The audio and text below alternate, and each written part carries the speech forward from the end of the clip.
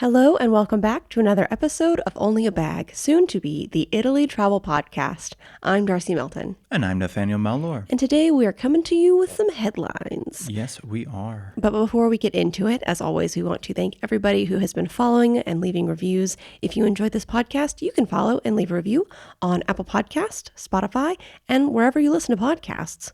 You can also go find our brand new Patreon. Well, it's a few weeks old now, but our brand new Patreon, where for free you can join our chat, which I'm really excited about to get that going. Anybody can be in the chat, give suggestions on trips, Italy info, any of that will be there as well in the chat. You can also join one of our paid tiers, there are different pastas, which is very fun. And what else? You can find us on, our website, onlyabag.com, where you can find lots of articles by us. If you want to send us a private message instead of being in the chat, you can also do that through the website, or you can go to Instagram, where we are at Only a Bag Podcast.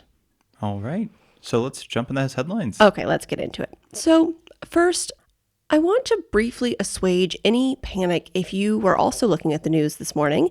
I popped onto The Guardian, as I do often when we're having coffee, and I saw an article titled, "Almost half of EU's busiest flight routes are hard or impossible to book on trains," report. Here's the quick thing. I thought the headline meant it was difficult to use the Wi-Fi on trains to book flights. I am literate. But that's not what it means. It means that if you're trying to find the same route, like a flight route from one big city to another, it is difficult to find that same route via train. And there's one part of the article that I wanted to quickly address where it's basically saying that according to a report, basically Lisbon to Madrid and Barcelona to Milan are train routes that could not be booked from any rail operator's website, the article says. It also says that connections such as Paris to Rome and Amsterdam to Milan could not be booked from could only be booked through one of the operators. Mm-hmm. And I'm not sure, I don't have that report in front of me that they're citing, but I do just want to note that it is possible to book a Frecciarossa, that is Trenitalia train, from Paris to Rome. You'll switch in Milan. They have a direct Paris to Milan route. Also, likewise, it is possible to, although you'll have to switch trains several times. So that is actually part of the report. I'm just saying that because I just pulled it up. Okay, thank you. The article is not bad, not great. Okay. It seems like the report came out and somebody rushed to write the article without fully explaining. So the entire report is essentially saying, basically, can passengers buy a single train ticket from the beginning of their journey to the end of their journey in Europe with full passenger rights? Oh, okay. So that's different than what this article looks like. And there's a lot of times like. You can piecemeal a trip together through the trains. And as you mentioned, I think you can get from Paris to Rome on a single ticket. Because it's still through Frecciarossa, or through Trenitalia. But as soon as you did, I think you were going to mention Barcelona to Milan is several different train operators and several different tickets. Okay. And so some of these, like Omio, for example, I think will give you kind of like the package, like not a package, but like they'll give you all the tickets. But they're differently booked tickets. Exactly. Technically. Okay. So that was their big thing is essentially saying. Looking at the report just very briefly, they have the key takeaways at the top. Thank you for finding that. But it's essentially just saying that sometimes on a Trenitalia, you can't find competitors' trains, even if a competitor offers the same route, right. Which makes sense. But at the same time, they're saying that makes it more difficult for cross collaboration. So if the Deutschbahn, I think, or the Deutschbahn, I'm butchering the pronunciation probably. I think it's Deutschbahn. Like that. The DB in Germany, they're basically they run into Italy, but they're saying that doesn't show up on Trenitalia's website often. Mm-hmm. So it's just one of those things where they're essentially saying it's difficult to do across to get one ticket. Of course, but if I go to Alitalia, they still run flights, right? Right. Okay. If I go to Alitalia's website, I'm not going to find a Ryanair flight. No, but you will fly. You will find because they're all major groups are in a little.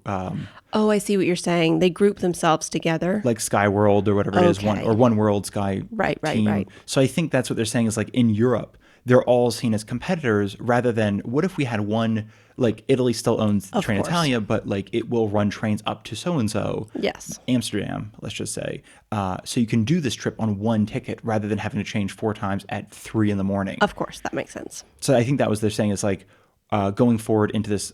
Like I think the article, the report was about climate change and how they're like the biggest thing that is they're trying to get people to use the trains, but they're saying it's impossible to actually use the train to get out of your country. It feels like not actually, but like even this Paris to Milan, I think is 2026 or 2025. It's very new. It is very new. So they're saying essentially that it's almost impossible to move. Yeah, I totally get that. There's also, I believe, do you have it written on May 17th, I want to say? I don't know. Of this year, the European Commission is supposed to be releasing a ticket package, which essentially is their attempt, maybe for lack of a better word, to go ahead and start addressing this this issue of like, I want to get somewhere. So they're essentially, it's this program to get people May 13th. It's just essentially to get Europeans to travel across Europe, rather than obviously United States or Middle East, wherever else they were taking their vacations. So they're trying to unveil this one ticket package that also gives you the same rights as that's anywhere. Amazing and simplifies it. 'Cause I do understand that once you get your flight and it's point A to point B, and as soon once you get on that flight, you're good to go.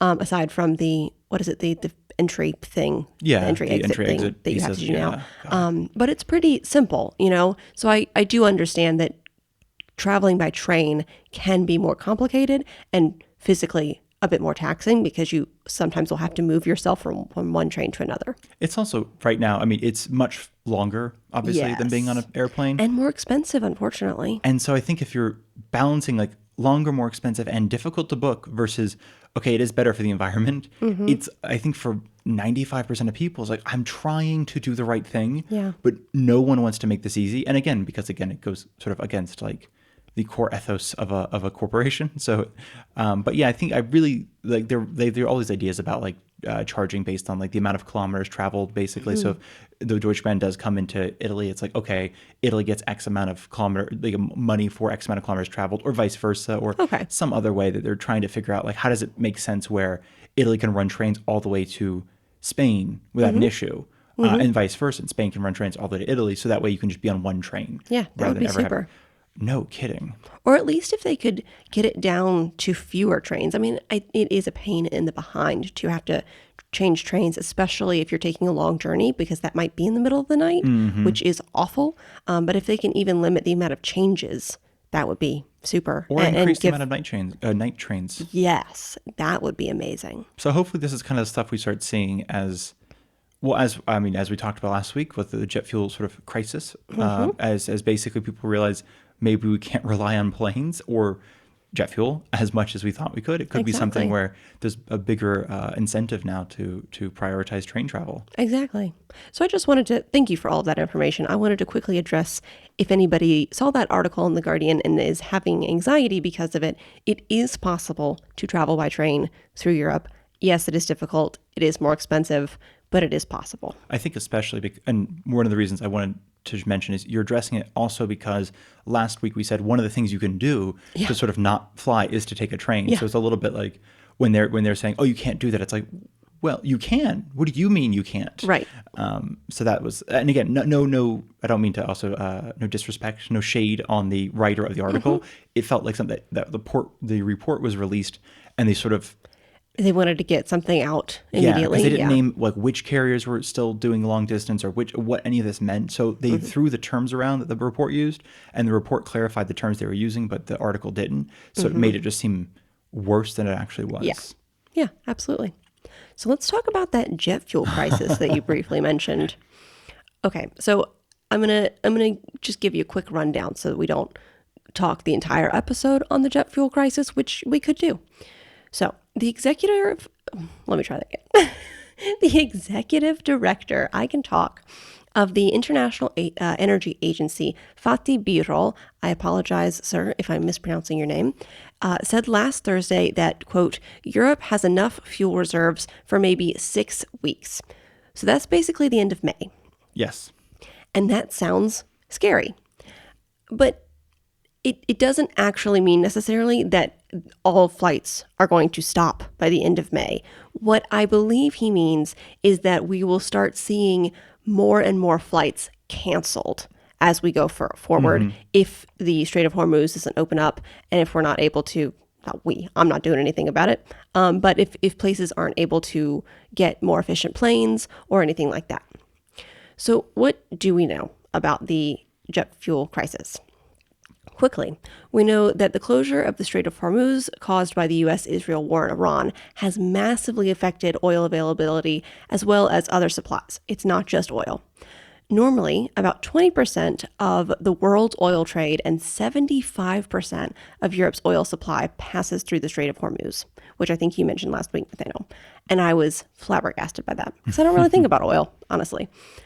So the other thing is that I'm mentioning this because you might see this in articles, and without context, it doesn't really have any bearing. But there are 110 oil-filled tankers and over 15 carriers with liquefied natural gas in the Persian Gulf waiting to exit through the Strait of Hormuz. And some articles make it seem like, if we could just get that out, it'd be fine. That's a drop in the bucket. It's not really going to make that much of a difference. Companies need to figure out a different way to make this happen. Not to interrupt you, but there was a couple interesting articles 2 weeks ago on the mental health of the people on board, because a lot of them were, this was back when the Strait of Hormuz was just closed by Iran, or I guess that was 2 months ago. But essentially, some ships were like, do we want to still pass through? Do we still want to try to negotiate this? Because they can't just leave their post. And a lot of the people on board were like, no, we're not risking our lives for our job. That's insane. Right. But it's now been, I think, 2 months that they've just been stranded in the middle of the ocean. And not in the middle of the ocean, just how did I not even, that didn't occur to me. Yeah, so they can't leave. They can't turn around and go somewhere else. It's just, they're just I think on the I just ship. imagined they were taking shifts and staying in a hotel somewhere nearby. They're just in the water, dropping anchor and waiting for. That's awful. And so there's not a lot. There's 2 or 3 articles on the mental health, because everybody was like, it's sort of cabin fever, but of course, turned all the way up. And you don't know when you're going to be able to leave. Exactly. It's just infinite. And not to mention too, there's every once in a while, I think even recently, I know it was an Iranian flag ship, but I think the United States fired an Iranian flag ship and things like, an Iranian, so there's this back and forth of everyone's like, please, I do not want to be next. This is just my job. Exactly. They're just doing their jobs. And they're not, again, they're all it's whether it's flagged Sri Lanka or something like that, where they're just I don't even want to be here. This was supposed to be a regular Thursday. Oh my gosh. And that was 2 months ago. So I say that because this is also, and imagine how those people's families feel. Oh yeah. I mean, I'm sure if you have a family member who does that sort of intense shipping job, you're used to not seeing them for long periods of time. But if they're stuck indefinitely in a dangerous place, that's got to be hard. So I wanted to throw that in there. Thank you. It's a bit depressing, but I just, as a kind of on a very small human level, it's not like these are unmanned ships. These are people just waiting to go home and losing their minds in the meantime. Of course. Wow. So my next bullet point was, it starts with, it's not as bad as some people thought, but amazing. I don't want to say that anymore. Sorry. No, I'm interested in the human aspects of things, and I think it is really grounding to remember the people who are immediately affected by these things. For sure. And I know we all are. I know we're all thinking about the people who are immediately affected, and here we are talking about, jet fuel prices. I get it. So back to it's worse than you think it is. Yeah. I'm kidding. Back to the lighthearted bit, I guess, is that in terms of jet fuel being scarce, it's not as bad as some people were saying it would be in the beginning of April, when some companies and more news outlets were being a bit alarmist, saying that, we'd be completely out of jet fuel by the end of April. That's not happening. Okay. So just in case you're like, oh my gosh, my flight's going to be canceled in May. So far, no. I also want to throw in too, because I kept reading that watchdog groups and sort of governmental agencies were giving one number, and then the airlines themselves were giving another number. That was definitely happening, and I don't know why, but I definitely noticed that as well. And in terms of how this is going to change the sort of landscape, the skyscape of flying and energy, really, countries are looking at different ways of producing energy. And mostly that means nuclear energy. Sure, makes sense. I said that right? Nuclear, yes. So that's just, it's going to be stressful for a period, and then hopefully, ultimately, it will mean that we are all less reliant on fossil fuels. Who knows? Yeah. So let's look at some actionable, if slightly unnerving, info about flights. Okay. So some airlines have already begun cutting routes. Lufthansa has announced that it's You said roots. routes. I'm just now realizing you pronounce it roots. That is I think I said routes earlier. That okay. specifically, that word, it kind of depends on what words are around it. That's fair. And I I just pronounce it interrupted different everything you ways. said because I'm like 10 years together. I did not know she pronounced it roots. Well, it's like Route 66, not Route 66. Fair enough. But like, which route do you want to take? Yeah. Okay. It's a caramel caramel situation. It's caramel. Okay. But caramelize. And that's been linguistics with Darcy. Okay. So, sorry, I just double tapped my notes. This is what happens when I start talking. I'm so sorry. No, it's good. All right. So Lufthansa has announced that they will have a schedule review and a reduction of the less profitable flights. That means they will be grounding 27 aircrafts and a regional subsidiary CityLine starting on Saturday. Okay. Did that make sense? Yes. Okay. Because they also came under fire during COVID. Not under fire, but a lot of flights were running empty during COVID because they needed to keep their slot. And I know that Lufthansa, for whatever reason specifically, were running tons of empty planes mostly out of Germany because they have all these prime spots. And I'm wondering how much that affected them in terms of like how much money they burned in order to keep their slots at the bet they airports did. that are now like, oh, now we have to cut again. Because arguably it's only been 5 or 6 years since that. So if they dipped deep into their reserves, it might be something where they're Absolutely. And they're not able to on do it slim again. margins anyway. So I'm sure if they went into debt or something like that, then, they're struggling. So also KLM is cutting 160 flights to and from Amsterdam's Schiphol. Okay. I think that's how you pronounce it. Possibly not. Schiphol Airport next month, that is May, accounting for about 1% of its total European routes. And then do you know if that it's 160 flights you said? That is not obviously per day. That's just routes or I flights? believe that is flights total. Okay. Like so it's just of its scheduled flights for May, it will be cutting 160 so of those. like those 2 a.m. flights that have 8 people on it kind of thing. Yes. Okay. And also, I would guess if it's coming, so this is to and from the Schiphol That's Airport. 16,000 flights then they run. If 160 is only 1%, Yeah. right? That's insane amount of. So when people are talking about they're cutting back, it's like, okay, Yes. well, we have a little bit of fat to cut in terms I think of. that's going to be an interesting thing for all of us to learn. What we are learning is that there are so many flights that happen Yeah. constantly. And it's not something I think a lot of people think about.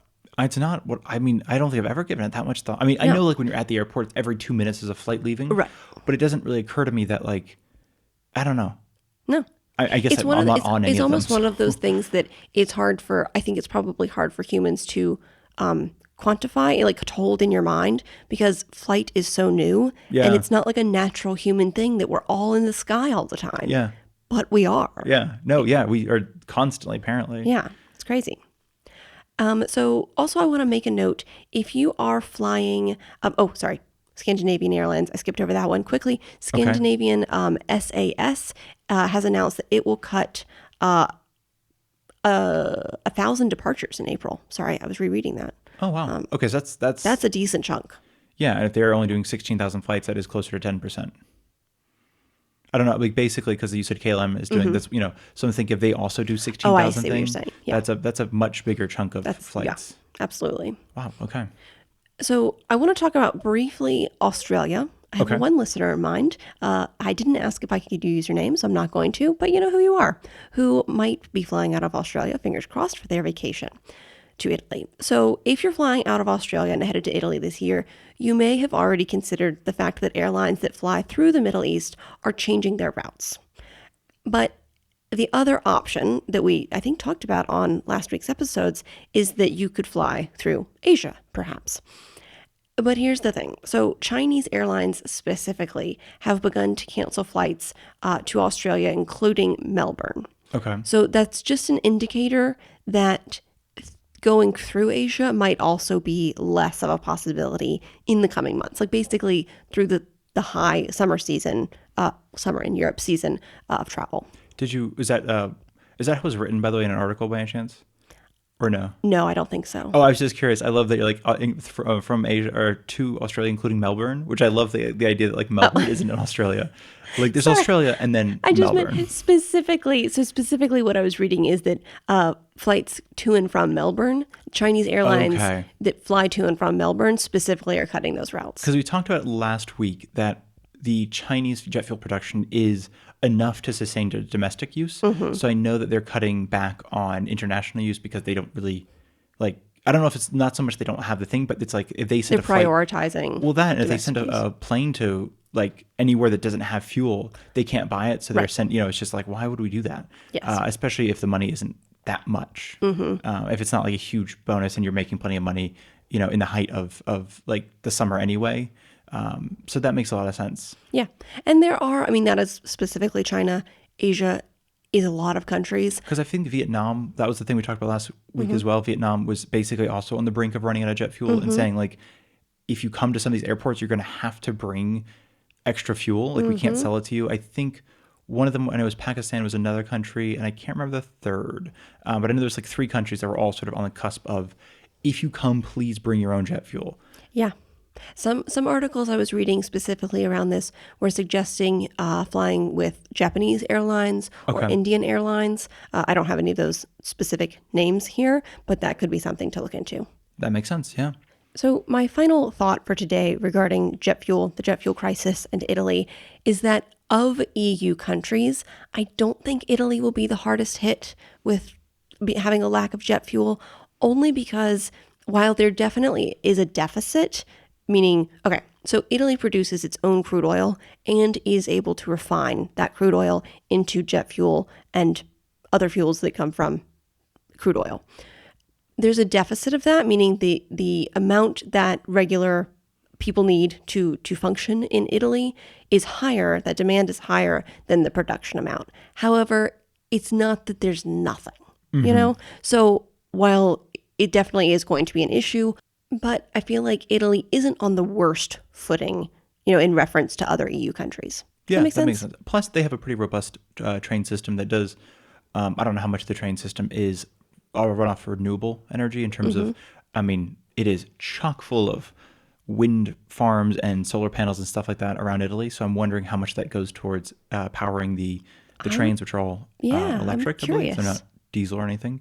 So I do wonder if their train system will remain somewhat comprehensive, even if because I'm thinking even with the production of oil, how much of that would go towards still medical flights or course. governmental flights or emergency flights, stuff like that, military Essential flights flights. versus consumer flights, or even cargo flights.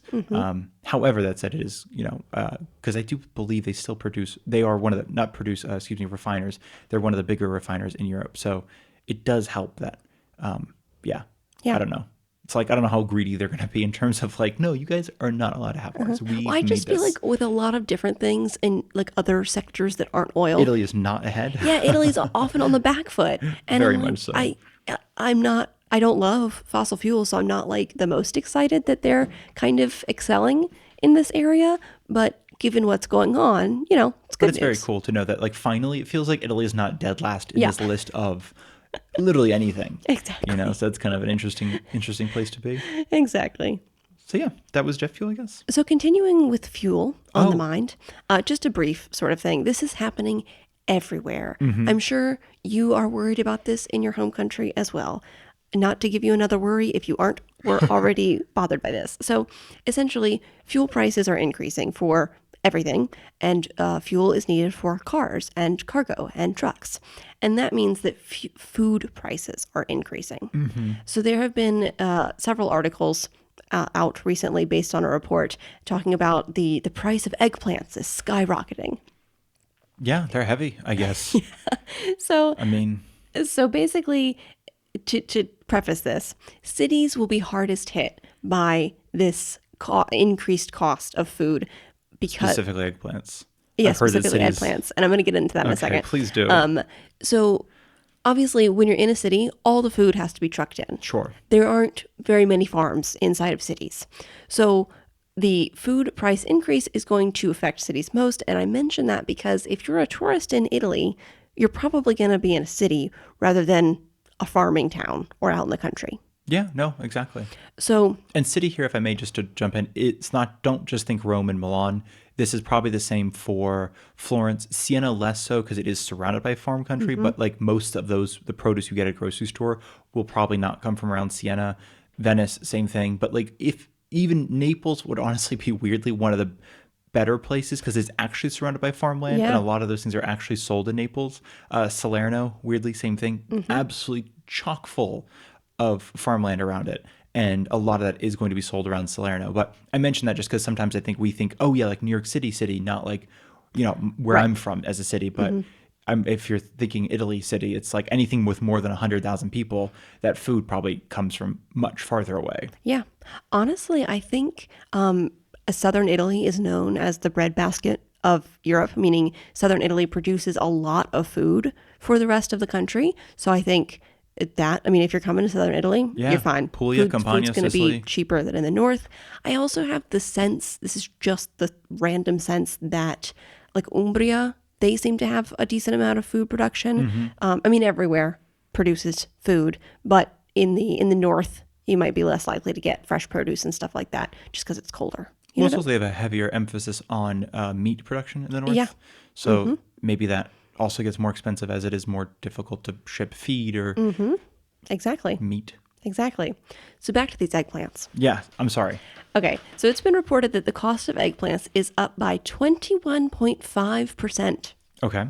Berries, meaning specifically blueberries, raspberries, blackberries, and currants. So that price is up by 16.3%.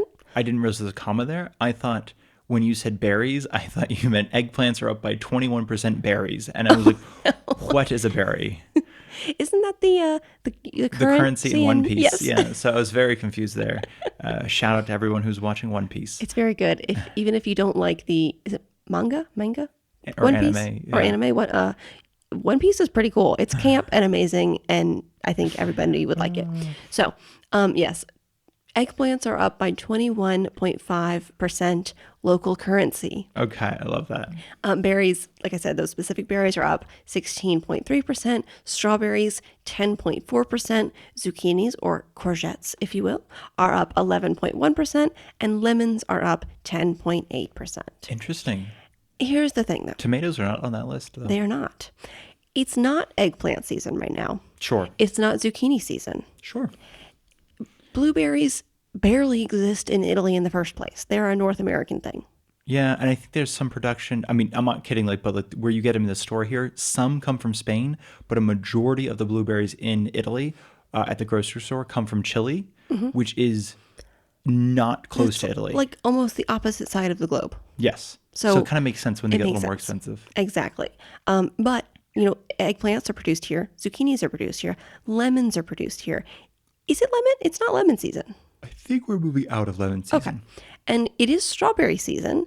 And so we're in a small town in southern Italy. We are surrounded by farmland. However, these strawberries that we buy, even if they are somewhat local, they're not coming from down the street. No. Our potatoes and onions are coming from down the street.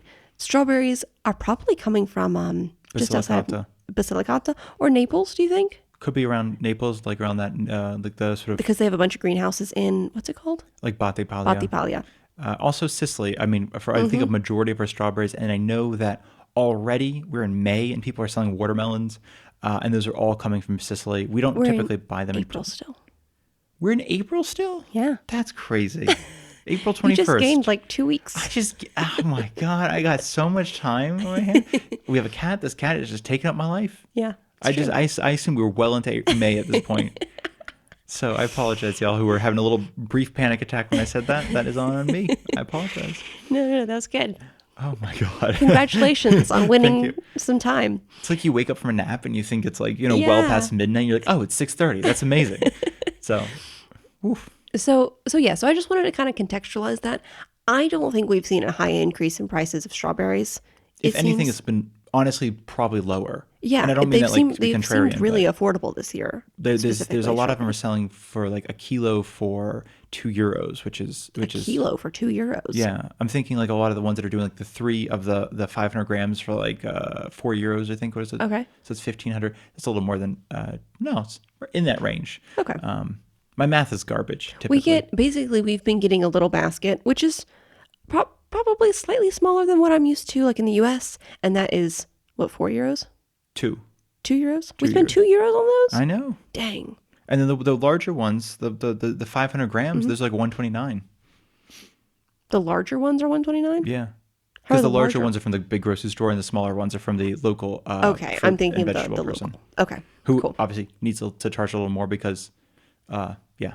they're not running off these massive margins Yeah, or exactly. whatever. So that is just to say that, of course, this is important to think about, and especially because a lot of you will be in cities. Basically, restaurants might have to increase Yes, their price of plates absolutely. because their food prices are increasing. So that's just a note. But I don't. Again, I think my standpoint with a lot of these articles is that, of course, they have to make people panic a little bit in order for you to read the article. That's not that the report is wrong. It's just that the way some articles are written are a little bit anxiety inducing. So I just want to put it out there. Don't freak out. It's okay. It's not even the season for eggplants and zucchinis. So those are not necessarily indicators of this, food and fuel crisis.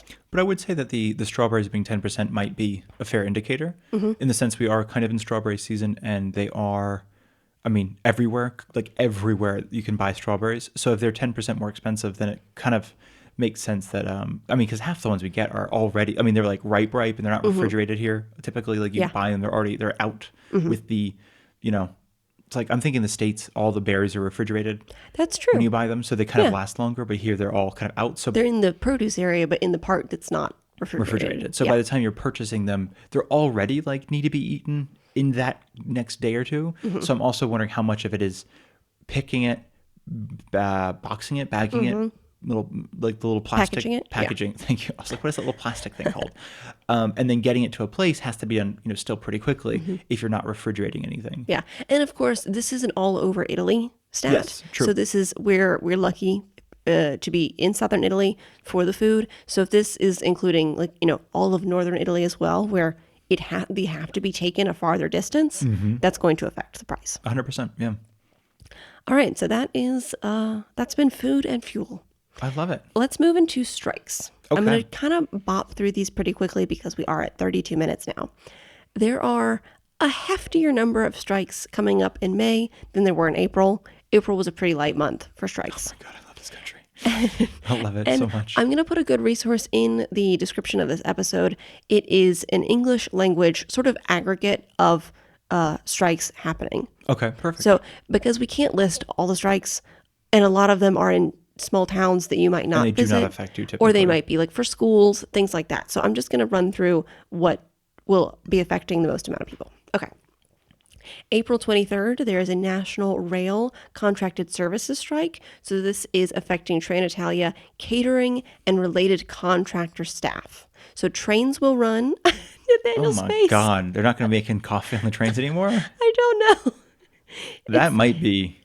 That would bring the country to a standstill. I'm not, I know it sounds like I'm being sarcastic, but I feel like it's so ubiquitous to true. have a coffee in a train that if they stop doing that, it's just like, then I'm not It taking might a be train. limited service. Oh, I God. don't know. Coffee's only, I hope. I don't know. So I believe that is a 24-hour strike on April 23rd, which is the day after this episode publishes, I believe.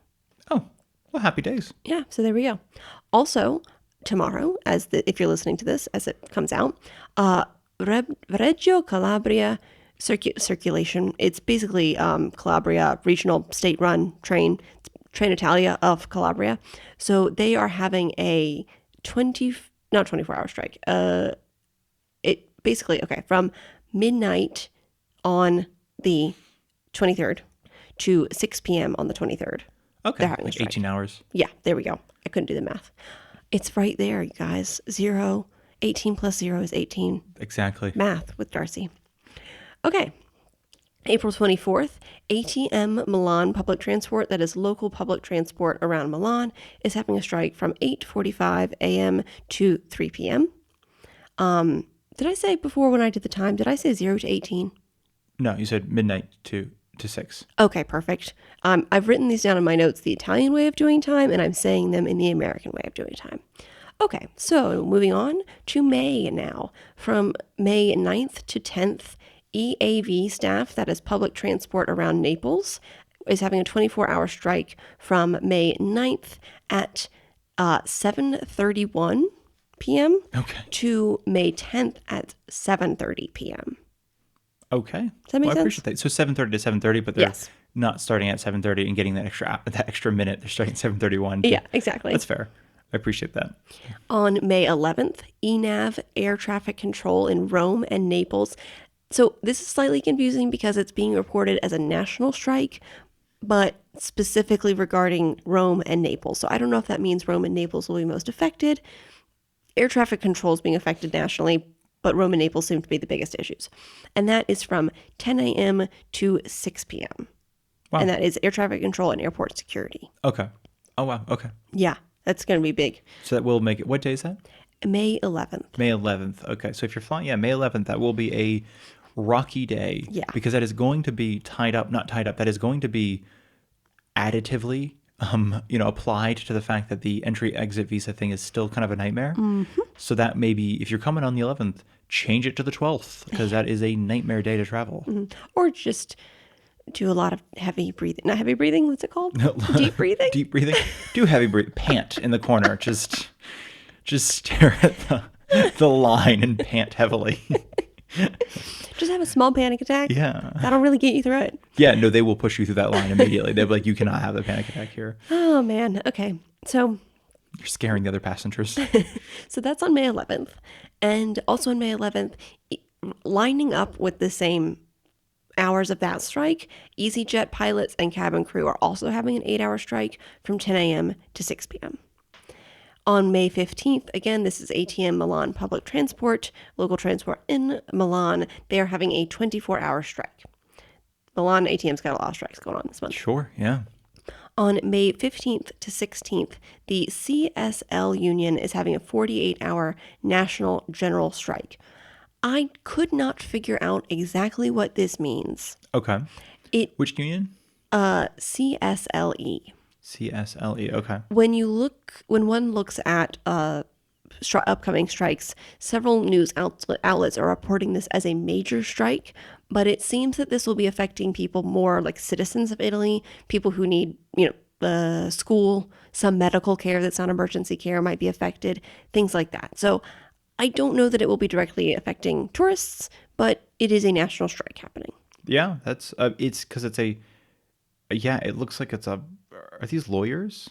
Is that what this is? It's a lawyer strike? I don't know. Let's look at their web. No, never, I'm sorry. It's not lawyers. Mayors. Mayors. Yeah, sindicato. Okay. But that doesn't make any sense. Sorry. Because when I looked it up, it was like city services, basically, not like trash, but like just regular services for normal people. Okay, that would make a lot of sense. Okay, so also another big one is on May 29th. This is a 24-hour general strike. And I mention this because, again, this could be affecting regular things that citizens use day to day, but also it will be affecting transportation.